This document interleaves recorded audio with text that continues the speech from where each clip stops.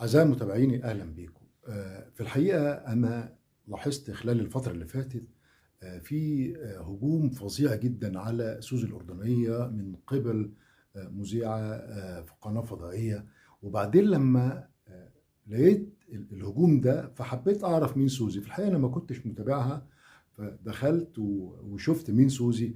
لقيتها بنت ب100 راجل، لقيتها بنت جدعة، بنت حريصة جدا ان هي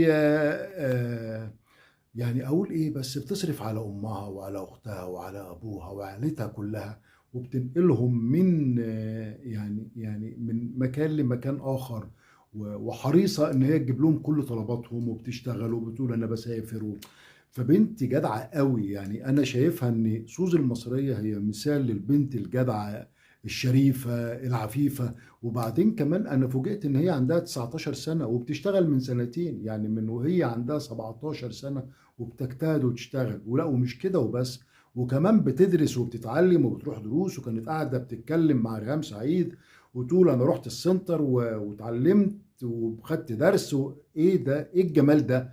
انت يا سوزي انت بنت جدعة، وما تبصيش وراك ومالكيش دعوة بحد، وخليكي دايما باصه لنفسك وبس، وارمي ورا ظهرك و و و وكفايه هجوم، كفايه هجوم على الناس الشرفاء. انتوا مستنيين ايه؟ يعني هي علشان تعجبكم وتمشي غلط؟ لا، دي البنت بتشتغل بكل امانه وبكل شرف وبتجتهد وبتشتغل، بتعمل فيديوهات. انا دخلت اتفرجت على الفيديوهات بتاعتها، ما لقيتش فيديو واحد يعني، ولا فيديو خارج. كل فيديوهاتها هي بتضحك وتهزر ومش بس ما شفتش حاجه خارجه، ما شفتهاش لابسه قصير، ما شفتهاش لابسه عريان، ما شفتش الكلام ده. بالعكس، بنت شريفه ومحترمه. سوزي كملي يا سوزي وربنا يا بنتي يعينك ويكرمك. فنان الرحاب.